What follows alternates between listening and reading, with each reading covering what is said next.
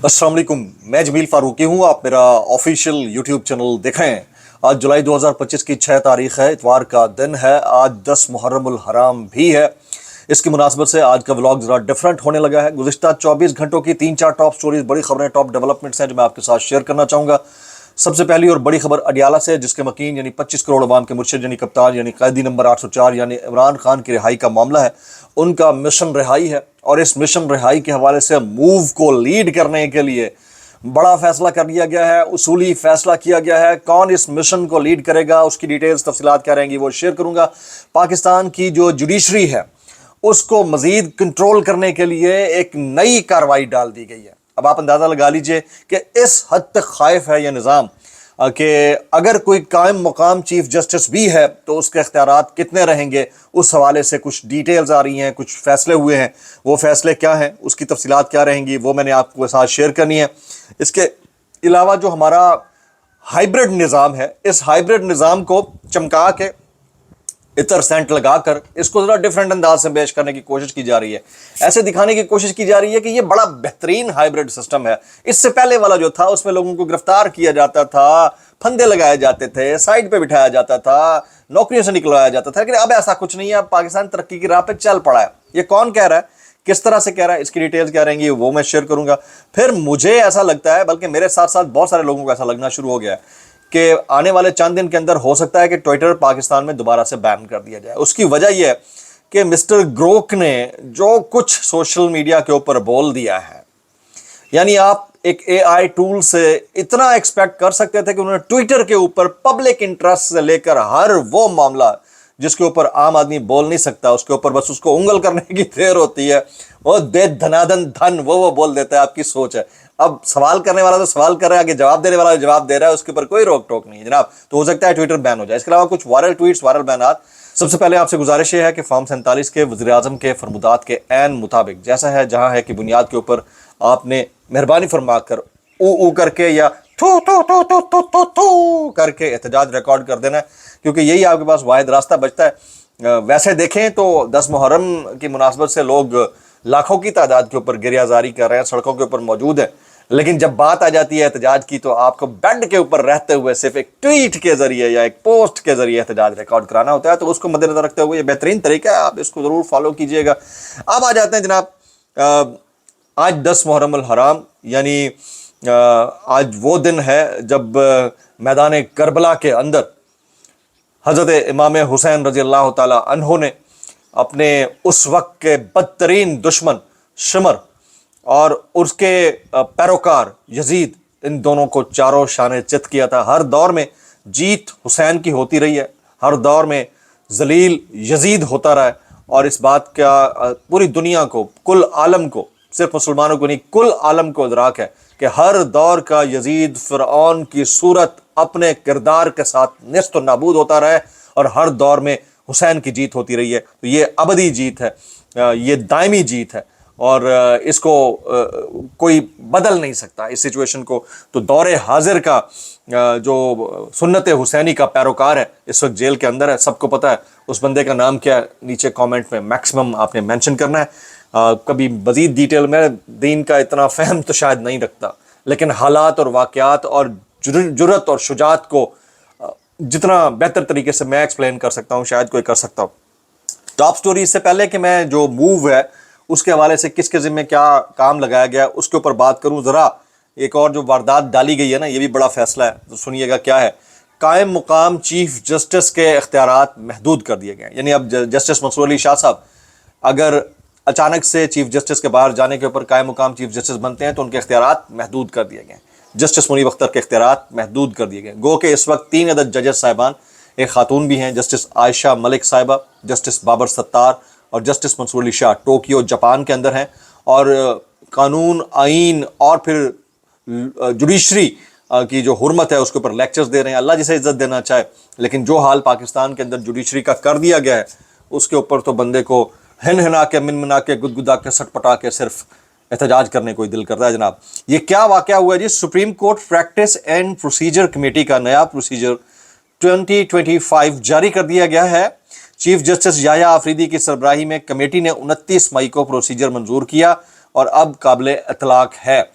تو اتنا خوف ہے اس نظام کو, اس سسٹم کو, کہ الامان الحفیظ کے جسٹس منصور علی شاہ اور جسٹس منیب اختر کہیں بطور قائم مقام چیف جسٹس اپنے اختیارات کا استعمال کرتے ہوئے کوئی بڑا فیصلہ نہ لے لیں, اس سے پہلے یہ والا کام, یہ والی کاروائی ڈال دی گئی ہے. اچھا, اب آ جاتے ہیں جی, بڑا فیصلہ پی ٹی آئی کے اینڈ کے اوپر بھی ہوا ہے.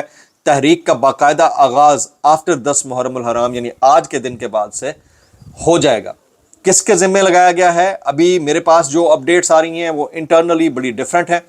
ویسے تو اپیرنٹلی بیرسٹر گوہر, جنید اکبر خان اور علی امین گنڈا پور اس کو لیڈ کریں گے, لیکن میرے پاس جو اطلاعات آ رہی ہیں اس ساری موو کو علیمہ خان صاحبہ لیڈ کریں گی. ان کا ساتھ دیں گے جنید اختر صاحب اور پنجاب سے جنید اکبر صاحب, اور پنجاب سے عالیہ حمزہ ملک صاحبہ اور صنم جاوید خان. یہ 4 لوگ ہوں گے جو پوری تحریک کو لیڈ کریں گے. پہل بار بار علیمہ خان صاحبہ کو, علیمہ بی بی کو یہ مشورہ دیا جاتا رہا کہ آپ جو ہے وہ گھر میں بیٹھیں. پی ٹی آئی کی مرکزی قیادت بھی یہ کہتی رہی, لیکن میرے سننے میں یہ آ رہا ہے کہ علیمہ خان صاحبہ بیک اینڈ کے اوپر بیٹھ کر اس ساری موو کو لیڈ کریں گی.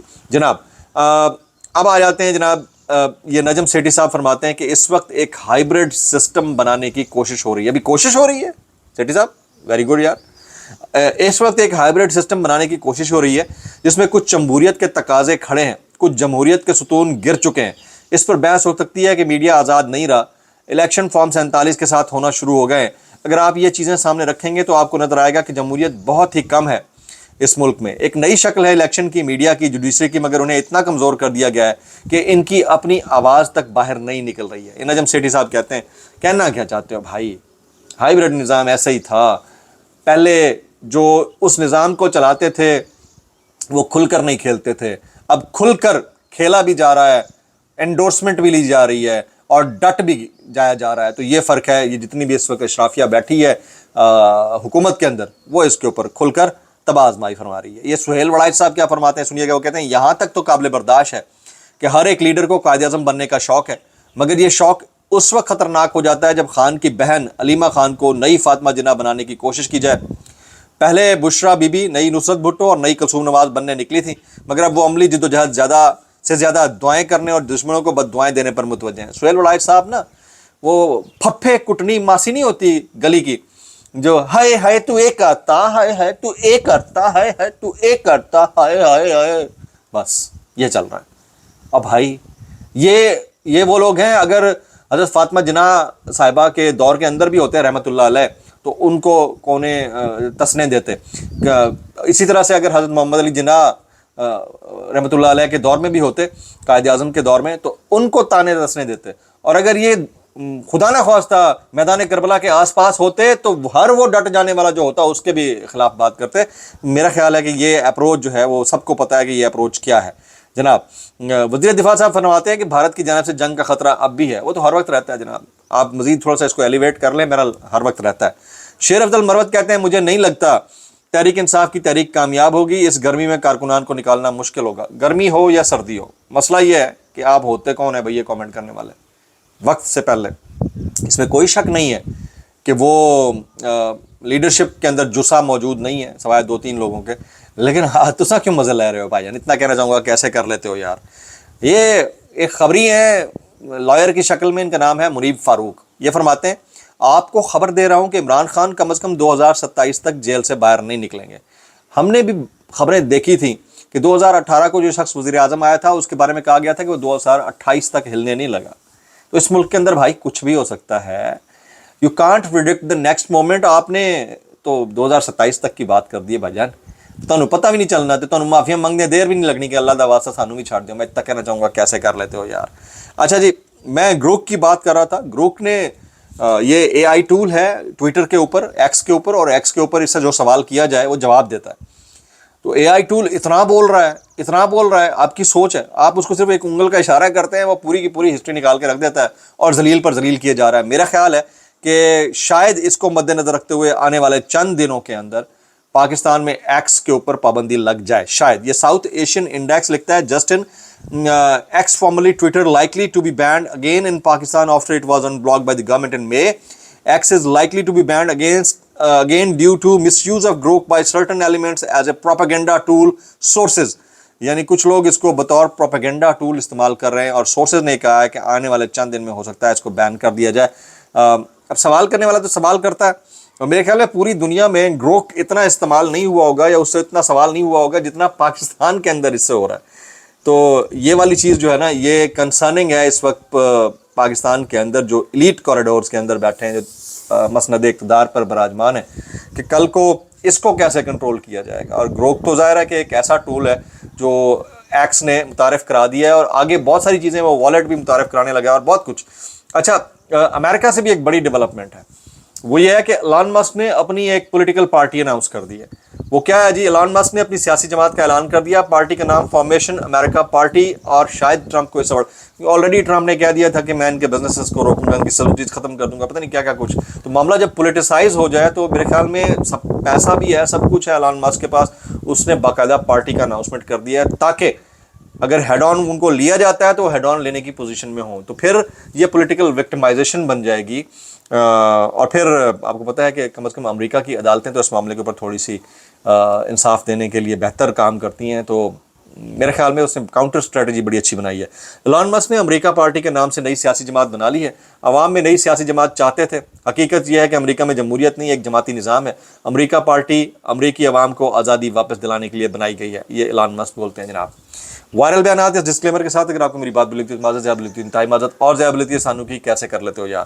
یہ رانا ثناء اللہ کہتے ہیں قاضی فائزہ کو انصاف پسند جج کہتے ہوئے رانا ثناء اللہ کی ہنسی نکل گئی. ہم چاہتے تھے کہ نواز شریف کو ضمانت قبل از گرفتاری مل جائے. ہمارا خیال تھا کہ عمر عطا بندیال کے ہوتے ہوئے ہمیں یہ موقع نہیں ملے گا. قاضی جیسا کوئی انصاف پسند اور میرٹ پہ کام کرنے والا ہوگا تو پھر ہمیں انصاف ملے گا. یہ رانا ثناء اللہ صاحب نے ہنستے ہنستے جو ہے نا قاضی صاحب کی منجی ٹھوک دی ہے. حامد میر صاحب کہتے ہیں چلو مان لیا سپریم کورٹ کا مخصوص نشستوں کا فیصلہ تحریک انصاف کے خلاف آیا، وہ سیٹوں کے حقدار نہیں ہوں گے، لیکن وہی سیٹیں نون لیگ اور پیپلز پارٹی کو دی جائے، وہ کیسے اس کے حقدار ہو گیا جن کی اپنی اتنی سیٹیں نہیں ہیں. تو میں اتنا کہنا چاہوں گا کیسے کر لیتے ہو یار. یہ سہیل وڑائے صاحب کہتے ہیں یہ شوق اس وقت خطرناک ہو جاتا ہے جب خان کی بہن علیمہ خان کو نئی فاطمہ جناح بنانے کی کوشش کی جائے. میں اتنا کہنا چاہتا ہوں اللہ دا واسطہ ہی پایا کی کردا پیا کیسے کر لیتے ہو یار. یہ عرفان صدیقی صاحب کہتے ہیں پرانے ہائبرڈ نظام میں یہ فیصلے ہوتے تھے کہ جیل میں کس کو ڈالنا ہے، کس کے گھر جج کو بھیجنا ہے، کس طرح دوست ممالک کو ناراض کرنا ہے، کس طرح سازشیں کرنی ہیں. آج کے ہائبرڈ نظام کے خد و خال عمران دور کے ہائبرڈ نظام سے مختلف ہیں. اس ہائبرڈ نظام کا مرکزی نقطہ پاکستان کی ترقی ہے. عمران دور کتنے عرصے کے لیے تھا اور آج کے ہائبرڈ نظام میں تو دودھ اور شہد کی نہریں بہ رہی ہیں. میں اتنا کہنا چاہوں گا کیسے کر لیتے ہو یار. صنم جاوید خان صاحبہ یہ کہتی ہیں مریم نواز شو آف ہے، جو آپ کرنا چاہتی ہیں کہ آپ کی تصویریں کس طرح ہر جگہ لگ جائیں. اگر کوئی اپنی ذات کو لے کر اتنا خود پسند ہے تو اس کا مطلب ہے کہ اس کی ذہنی حالت ٹھیک نہیں ہے. میں اتنا کہنا چاہوں گا کیسے کر لیتے ہو یار. بلاگ سے اتنا ہی، دعا میں یاد رکھے گا. السلام علیکم ورحمۃ اللہ وبرکاتہ.